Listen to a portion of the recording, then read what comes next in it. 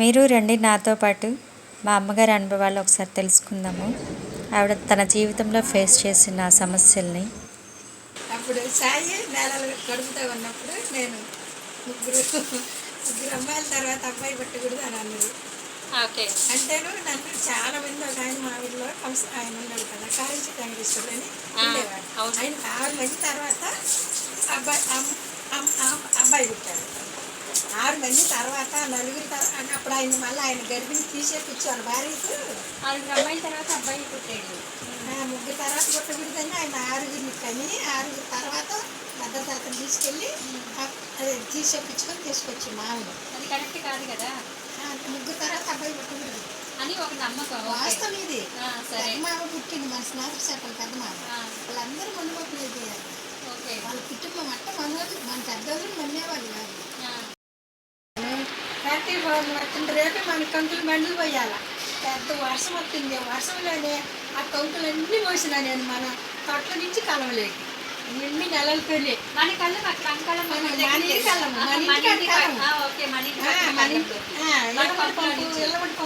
కంకులన్నీ మీ నాన్న నేను పెదనాన్న వచ్చిన పెదనాన్న అందరూ నేను మొత్తం కంకులన్నీ పోసేసి ఇంక నేను కార్తీక పౌర్ణమి వచ్చింది. నేను అంకలమ్మ అమ్మమ్మ అప్పుడే వచ్చింది సాయి కోసం కురుడు చేయటానికి. ఓకే. ముగ్గురు తర్వాత అబ్బాయి వీళ్ళు కురుడు చేయకూడదు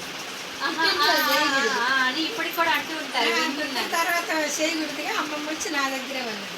ఇంకల్లోకి సాయి పుట్టింది. కొద్ది నెలల్లో సర్దుకొచ్చిన కంకులు బండి పోసిన సాయి కార్తీక కోసం రోజు పుట్టింది. మళ్ళీ ఆ తర్వాత సాయి 3 నెలల పిల్లోడికి నాకు మళ్ళీ భద్రత ఏం చేసిండు ఇంగ్లీష్ వచ్చింది.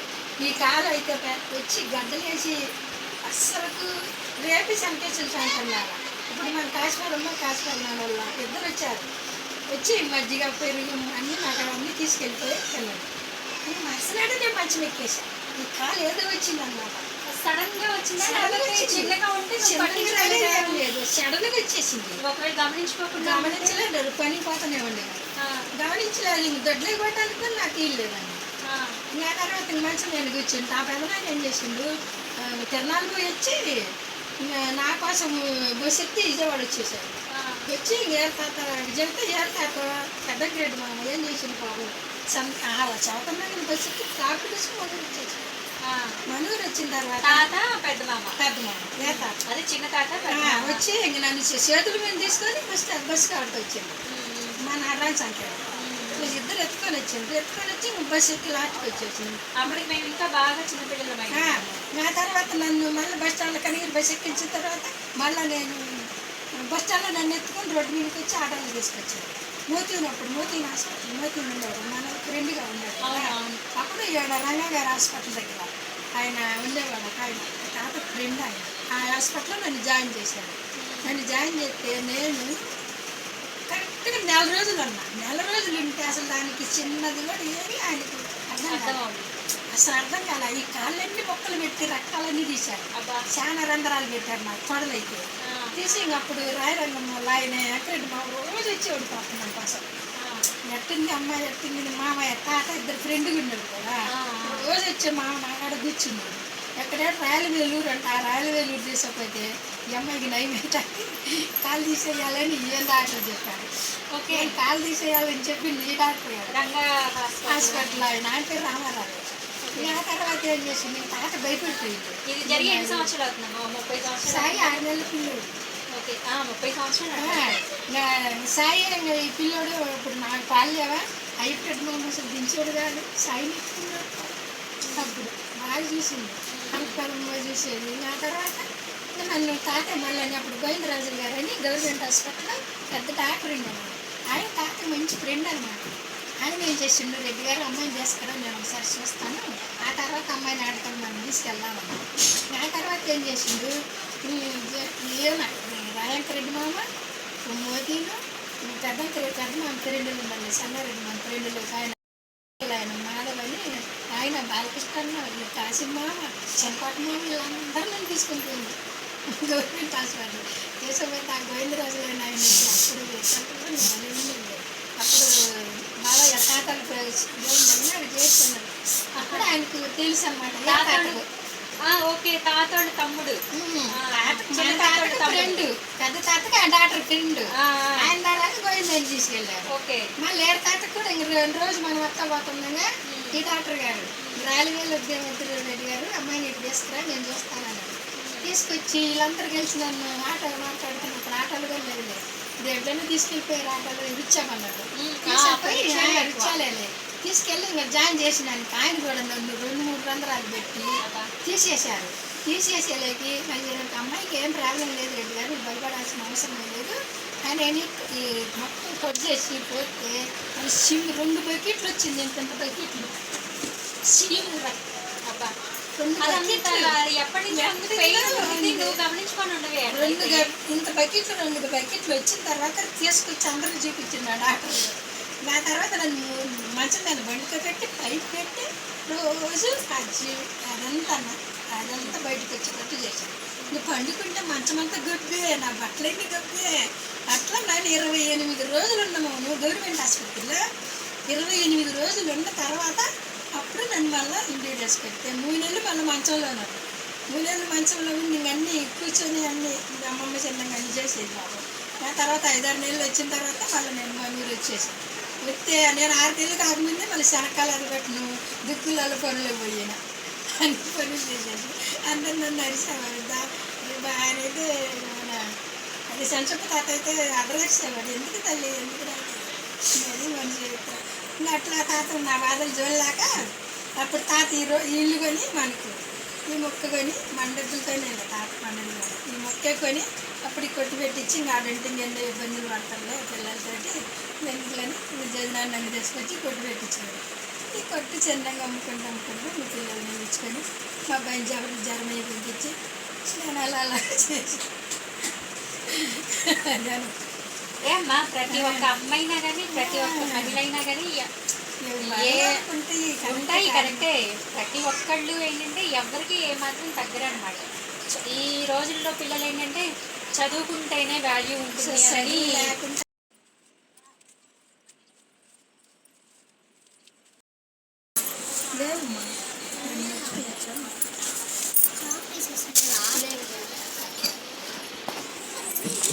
బూడిద పళ్ళ పొళ్ళు అండి. మా అమ్మ మా షాప్లో అమ్ముతుంది. మా షాపులలో ఉంటాయి. ఎవరికైనా తెలుసా వీటి గురించి? తెలిసిన వాళ్ళు కామెంట్ చేయండి. నిజం అసలు. కాకపోతే చదువు మాత్రమే ఇంపార్టెంట్ అని చదువుకొని వాళ్ళని, లేకపోతే కాస్త తక్కువగా ఉన్న వాళ్ళని చాలామంది చిన్న చూపు చూస్తున్న సందర్భాలు ఇప్పుడు పిల్లలకి, ఇప్పుడు జనరేషన్ వాళ్ళకి చాలా మందికి ఉంది ఇలాంటి అభిప్రాయాలు. నా ఫ్రెండే నన్ను ఎంతమంది నువ్వు మామని చేసుకున్నావు, మావి ఏం పని చేయలేడు, నువ్వు ఆడపిల్లలు కన్నా వీళ్ళందరికీ అడ్డ పెళ్లి చేస్తావని నన్ను సుబ్బులు కాదమ్మ ఎన్ని మాట ప్రశ్నించింది. నన్ను చాలామంది ప్రశ్నించండి మోను, నువ్వు ఏం పని చేయలేడు మామ, నువ్వు ఆడపిల్లలు అని నన్ను ఎంతోమంది ప్రశ్నించింది. అసలు నా పట్టుదలతోనే నేను ఎక్కలు నిట్ట నాతోటి పని చేపించి, నాతోటి గట్టికి తెచ్చిపోయి, నాతోటి మళ్ళీ మా పనులన్నీ చేపించి, మళ్ళీ ఇడికొచ్చి నేను ఏడు పనికి పోయి, మట్టి పనికి పోయినా, ఏడు పొలం పనికి పోయినా, రాత్రి ఇసుక తాళ్ళు కూడా ఇసుక డ్యూటీకి కూడా పోయి మామని చిన్నగా నేను మామ చదివాలని నా పట్టుదల అనమాట. అక్కలు సపోర్ట్ నాకుంది, నా సపోర్ట్ వాళ్ళకు అంత కష్టపడి సాగినంతవరకు పంపించాను నేను. నిజంగా చెప్పాలంటే ఇవాళ రూపాయి మిగిలించుకొని ఆ కొట్టు మీద నమ్ముకుంటా పొలం అట్లే ఉంచుకొని పిల్లలు నాకు స్థాయిలో నిలబెట్టుకుని అంటే ఇవాళ అంత చాలామంది కూడా అంటారు ఎంత పెద్ద గ్రేట్ అయిన అమ్మాయి నువ్వు అని కూడా అంటారు. అదన్నమాట. అందుకే అమ్మా మేము ఈ ప్రయత్నము ఎందుకంటే నీలాగా ఇప్పుడు నీలాంటి ఎక్స్పీరియన్సెస్ బాధలు కూడా ఇలాగా యూట్యూబ్లో వీడియో చేసి పెట్టడం వల్ల ఎంతోమంది తెలుసుకుంటారని మా అభిప్రాయం. ఇంకొకటి ఏంటంటే చాలామందికి చదువుకున్న వాళ్ళకే వాల్యూ ఇస్తున్నారు, చదువుకొని వాళ్ళని, కష్టపడిన వాళ్ళని కొంతమంది అర్థం చేసుకొని వాళ్ళకి విలువిస్తున్నారు, కానీ కొంతమంది అయితే విలువ ఇవ్వట్లేదు. మామూలుగా నేను 3వ నెల గర్భిణి తీసుకొచ్చుకొని వస్తుంటేనే అసలు నేను ఎవరికి తెలియదు. భద్ర తాత కూడా నాకు తండ్రి స్థానంలో ఉండి మనకి సాయం చేశారు. ఇక్కడ తీసుకుపోతే నీకు 3 తర్వాత అబ్బాయి పెడతాను నెట్టింటే బంగారం వేద్ది తిరుగుతాయా చందమ్మని నన్ను తండ్రి స్థానంలో చూసేవాడు. అప్పుడు ఆయన తీసుకుపోయి తీసి లాస్ట్ బస్సుకొచ్చి మళ్ళీ పొద్దున్న లేచి గడ్డికి పోయి 125 అడిసేయాలి మంచినీళ్ళు లేక నాకు తాగడానికి ఏం లేక అట్లా చేసి మళ్ళీ నేను ఆరోగ్య పెట్టినప్పుడు మన ముసలి ఇంటికాడ ఉండిస్తారు 6 నెలల పిల్లని ఇంట్లో వదిలేసి వాగులు చేయని పాండ్రు ఇక్కడ ఆరోగ్యం పోయేదాన్ని మళ్ళీ మధ్యాహ్నం వచ్చి పాలిచ్చి మళ్ళీ పోయేదాన్ని నేను అక్కడ నుంచి చాలా దూరం కదా, అంత దూరం నుంచి వచ్చి కూడా నేను మళ్ళీ పాలిచ్చి మళ్ళీ పోయేదాన్ని. కొన్ని అప్పుడు ఇలాగ ఎద్దుల బండ్లు వేసుకొని లేకపోతే బండ్లు వేసుకొని వచ్చేది కూడా కాదు, మళ్ళీ నన్ను నడిచి వచ్చేది, పనిచేస్తుందని వారసల తాత వచ్చేది. మళ్ళీ ఆయనకు పాఠశాలలో ఆర్కెళ్ళి పోయింది దేశపు కాల్చర్ల తాత మళ్ళీ ఎక్కడ చెప్పు తాత అసలు ఇచ్చేవాడా మా అమ్మాయి ఎంత దేశపోమ్మని వచ్చేవాడు. వచ్చి నన్ను మళ్ళీ పాఠశాల అక్కడ పనులు చేపించాడు. మళ్ళీ ట్రాక్టర్ మీద ఎదగట్ట నన్ను దేశపోయాడు తాత. ట్రాక్టర్లు అంటే దాదాపు మీరు చిన్నప్పుడు మీకు పెళ్ళైన కొత్తలో చాలా తక్కువ లేకపోయి ఉండదు.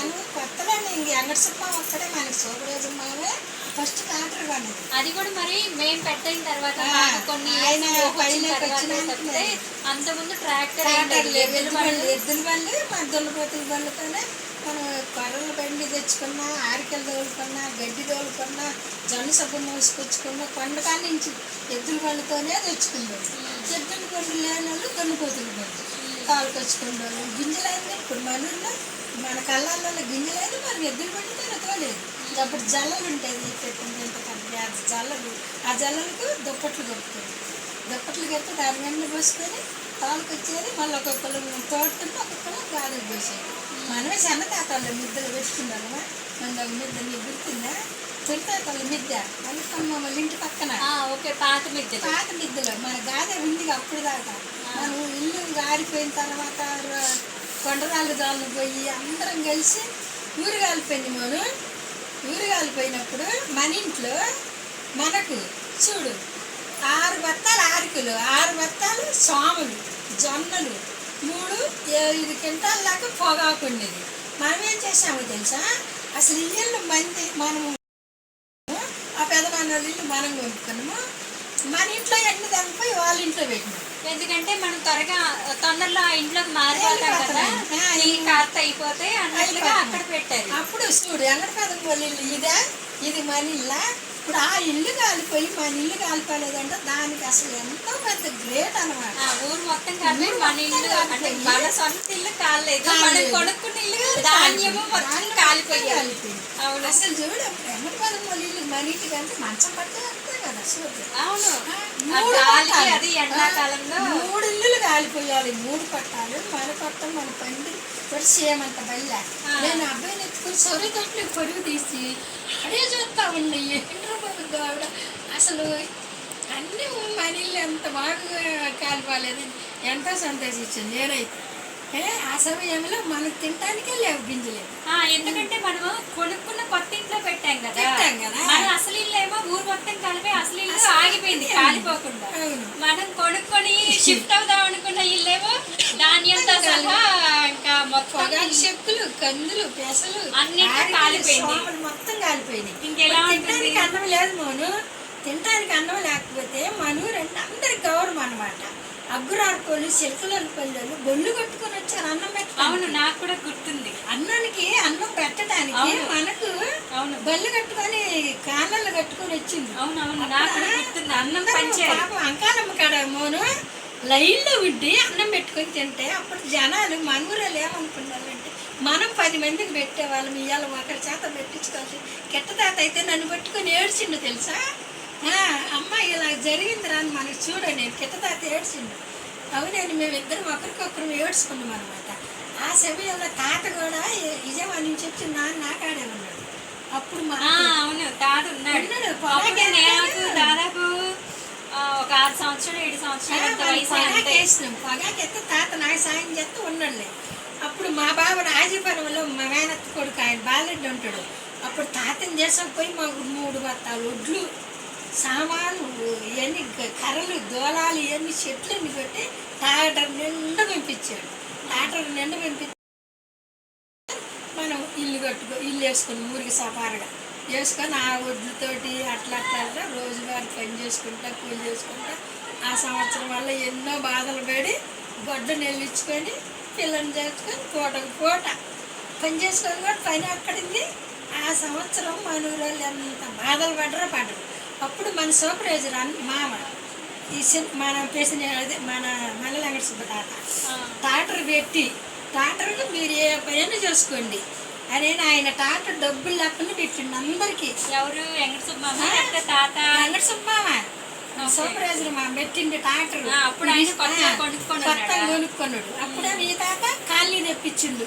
మీరు రూపాయి ఎవరికి ఏమి ఇవ్వద్దు అన్ని నేనే చూసుకుంటానని తాత ఖాళీ తెప్పిస్తే అప్పుడు మనము కొండడు బావి కాడ జొంతోడు కొండకు పోయి అందరం తలా చెయ్యి వేసుకొని రాళ్ళు కొండరాళ్ళు దోలుకొని కొండరాళ్ళు దోలుకొచ్చి బేస్మట్టాలు కట్టుకొని ఎవరి కోళ్ళమే ఒక్క రూపాయి కూడా ఇవ్వకుండా అందరం రాళ్ళు మనమే దోలుకున్నాం. కొండ నుంచి రాళ్ళు తెచ్చుకొని గొడవలు కట్టుకొని ఇల్లు కట్టుకొని ఏ రోజుకి ఆ రోజు పని చేసుకుంటా ఆ రోజు ఇల్లు నీ స్లాబ్ ఒక రోజు నా స్లాబ్ ఒక రోజు